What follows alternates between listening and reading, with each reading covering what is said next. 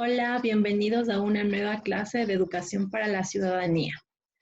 El día de hoy vamos a hablar acerca del origen de la Asamblea Constituyente. Esta clase va dirigida para mis estimados alumnos de segundo de bachillerato del Colegio Técnico Ecuador. Para poder empezar con este tema, me gustaría definir la destreza que quiero lograr con ustedes el día de hoy. La destreza es determinar el significado de las asambleas nacionales constituyentes desde las revoluciones del siglo XVII. Para poder hablar acerca de este tema, me voy a centrar en los siguientes aspectos. Primero, las asambleas nacionales constituyentes desde el siglo XVIII. Segundo, el Parlamento. Primero, nosotros podemos mencionar aquí que las asambleas nacionales constituyentes nacen a partir del siglo XVIII en Francia.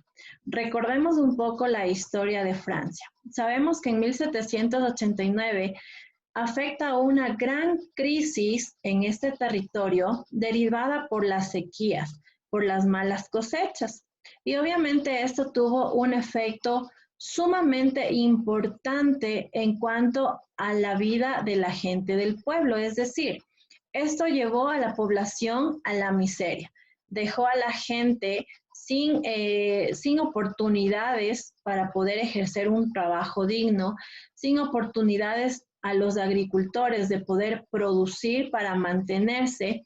Es decir, también empezaron las personas a sentir este proceso de dificultad porque se les exigía que paguen impuestos. Y sabemos que los nobles abusaban de dichos impuestos. ¿Para qué? Para poder mantener un estatus económico mientras el pueblo estaba sumido en la pobreza. Carecía de muchísimos elementos, no tenían facilidad para alimentarse, entre otros aspectos. Entonces aquí aparece la figura del rey Luis XVI, que convoca a una reunión de los tres estados. Existían tres estados en este tiempo. El primer estado estaba integrado por el clero, la nobleza, y obviamente nosotros sabemos que el clero era la parte religiosa. También teníamos acá nosotros la presencia de la burguesía y se quería hacer reformas fiscales, es decir, buscar soluciones para poder aplacar esta crisis devastadora que estaba afectando a los franceses. Se reunieron entonces el primer estado, el clero, el segundo estado, los nobles, y el tercer estado, la burguesía. ¿Quiénes eran los burgueses? Los burgueses eran comerciantes, eran personas, eran artesanos, era gente que representaba prácticamente al pueblo. Estas medidas trataron de hacer que la nobleza también pague impuestos. El rey Luis empieza a darse cuenta y dice, para poder superar esta crisis que nos aqueja a todos, debemos pedir a la nobleza que paguen los impuestos, porque este pago de impuestos es necesario para poder financiar algunas situaciones que no se está logrando satisfacer. Pero recuerden ustedes que la nobleza, prácticamente al ser la clase alta, no quería pagar impuestos porque era a base de los impuestos de la gente del pueblo que ellos tenían una vida ostentosa, una vida llena de lujos. Entonces, ¿qué sucede aquí? El clero, que era la parte religiosa, y la nobleza se opusieron totalmente, dijeron esta medida no puede entrar en vigencia porque nos afecta a nosotros, que sea el pueblo el que siga pagando los impuestos y nosotros poder tener nuestras comodidades a costillas de ellos. Pero aquí la nobleza, la burguesía, que representaba a la clase media y al pueblo, ellos empezaron a incentivar para que se lleve a cabo estos cambios. Es decir, aquí ellos pidieron que no se vote por estado, sino que se vote por integrantes, por miembros. ¿Qué pasaba si se votaba por estados? siempre iban a estar 2 contra 1. ¿Quiénes eran estos dos? El estado 1 del clero más el estado 2 de la nobleza en contra de la burguesía. Pero no contaban con que la burguesía, que era el mayor número de miembros del tercer estado, eran más numerosos que sumar el estado 1 y el estado 2. Ellos iban a pedir que no se dé un voto por estado, sino de manera individual, por miembro. Y el rey acepta. Entonces se da esta reunión, y a esta reunión de los estados se le llama Asamblea Nacional. Se crea como una instancia de poder político que estaba integrada por representantes de la sociedad francesa. ¿Qué pasaba aquí? Con el pedido de la burguesía, cada uno tenía un voto. Es decir, el número de integrantes de cada estado variaba, siendo la burguesía la que tenía el mayor número de personas, ¿verdad?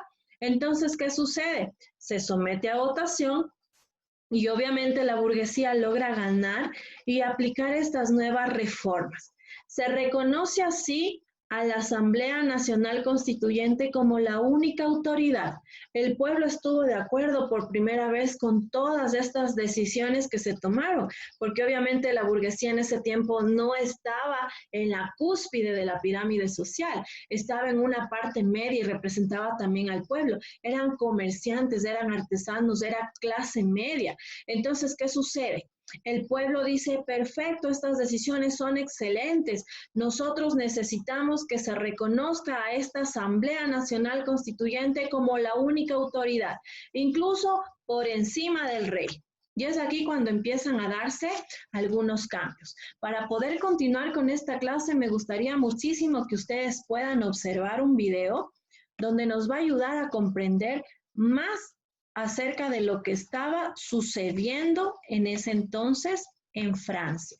Pongan mucha atención que después vamos a analizar este video.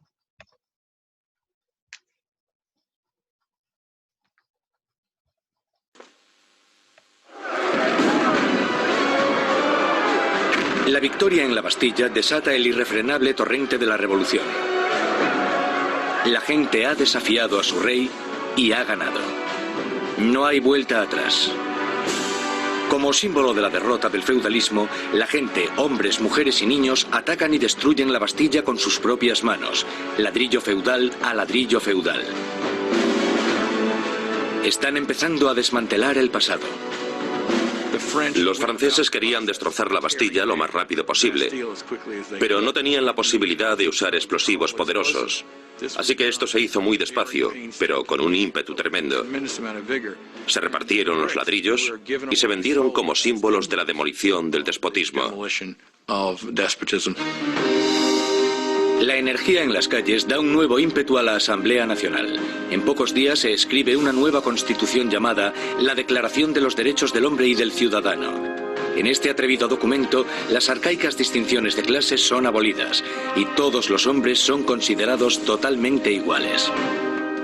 La Declaración de los Derechos del Hombre y del Ciudadano era una declaración promulgada por la Asamblea Nacional en la que se decía que la soberanía pertenecía al pueblo, a la nación. No se hace mención alguna al rey en todo este documento. Por tanto, con la presentación del mismo, la propia Asamblea estaba haciéndose con el poder. Con la nueva Asamblea Nacional como portavoz, los ciudadanos de Francia se dispusieron a cambiar toda la estructura de su sociedad. Exigían una monarquía constitucional, unos derechos iguales para todos los hombres y unas leyes razonables en las que basar la justicia. Para que se oyeran más las voces de la revolución, Robespierre exigió la libertad de prensa, que había sido censurada en el antiguo régimen.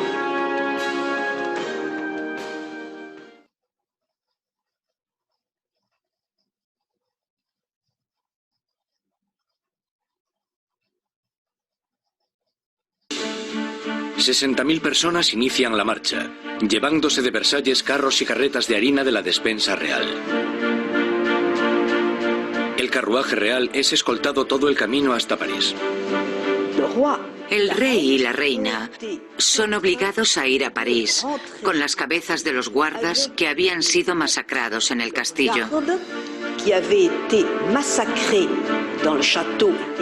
Les habían cortado las cabezas. Es realmente un acto de violencia extrema. Las cabezas se reconstruyen con maquillaje y desfilan delante del carruaje del rey y la reina. El rey y la reina hacen del Palacio de las Tullerías su nuevo hogar. Nunca volverán a ver Versalles. Una vez que la familia real se traslada a París, se convierten en prisioneros de París. Ellos lo saben y todos lo saben. Tienen grandes limitaciones de lo que pueden hacer. Son los prisioneros de la capital, de eso no hay duda. Abandonan Versalles y la asamblea se traslada a París. El poder está ahora en manos de la gente. Francia tendrá una nueva democracia, unas nuevas leyes y una nueva e inolvidable forma de justicia hará su debut en el Estado revolucionario. La guillotina.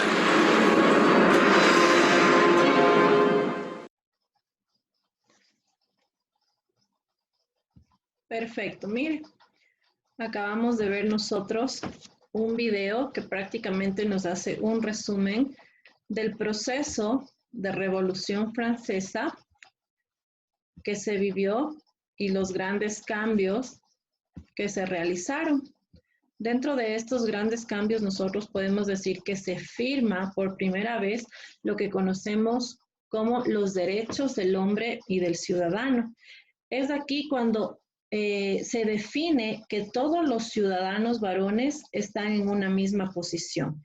Es decir, se terminan con los privilegios de ciertos grupos sociales. De esta manera se derrumbó la monarquía, se dio origen a una nueva forma democrática de gobierno, donde ahora prácticamente los plebeyos también eran considerados como ciudadanos y tenían la posibilidad de participar en cuanto a la vida política de la nación. Acá tenemos nosotros una obra, se llama La libertad guiando al pueblo. El año de creación es en 1830 y su autor es Eugène Delacroix. Entonces, mire, tenemos esta imagen, este cuadro que fue pintado en conmemoración al proceso de revolución que se dio. Me gustaría que ustedes hagan una captura de pantalla y analicen la obra. Al final les voy a dar unas preguntas guiadas que ustedes pueden tomarlas como base para realizar el análisis de dicha obra. Este análisis ustedes tienen que escribir en sus cuadernos y hacerme llegar por Classroom. No se olvide hacer la captura de pantalla de esta obra. Continuamos. Entonces, mire, también nosotros podemos hablar de la conformación del Parlamento. Una vez que se genera esta Asamblea Nacional Constituyente, en el Estado medieval el poder antes recaía sobre una sola persona, que era el rey. Esta persona prácticamente acaparaba el poder y hacía imposible que otra clase social pueda participar en la vida política de una nación. Es decir, esta persona denominada rey tenía la posibilidad de gobernar en su beneficio y en beneficio de las clases sociales altas, mas no favorecía al pueblo y mucho menos le permitía participar al pueblo. Nosotros podemos hacer también una referencia a Grecia y a Roma. En Grecia y en Roma existían asambleas parlamentarias que permitían a los ciudadanos que decidan sobre la vida del país. Recuerde que Grecia fue la cuna de la democracia y esto ya lo habíamos hablado en la unidad anterior. Entonces acá también nosotros podemos decir que la asamblea fue la reunión de representantes de un colectivo, es decir, de un grupo mayoritario, en este caso del pueblo, que podía tomar ahora decisiones. ¿Y cuál era el objetivo de esto? Que se dicten leyes que regulen la vida de una sociedad, que eviten así beneficios para un grupo social y perjudicar al otro grupo social, que generalmente era el pueblo. La asamblea también permitió que se cree una ley máxima que regule todo lo que tiene que ver con las leyes, y esta ley se denomina la Constitución, que incluso nosotros actualmente la utilizamos. No se olvide que nuestra Constitución actualmente tiene 444 artículos. ¿Y qué sucede con esta Constitución? Esta Constitución que se firma le hace, ¿qué podríamos decir? Se me fue la palabra. Le hace legal a la Asamblea y decide ponerle el nombre de Asamblea Constituyente porque ahora se vendría a manejar con una constitución, con un conjunto de leyes que serán aplicadas en este lugar. El modelo francés y estadounidense fue una gran inspiración para nosotros como colonias americanas que buscamos terminar con el poder de las monarquías europeas y que pensamos también crear nuestras propias formas de gobierno. Aquí también nosotros podemos hacer referencia al proceso de la colonización. Recuerde que acá a América llegaron un sinnúmero de países europeos que vinieron a imponer sus monarquías, a obligarnos a nosotros a tener que rendir todo tipo de cuentas al rey, a vivir en torno a los caprichos del rey, a pagar impuestos exagerados.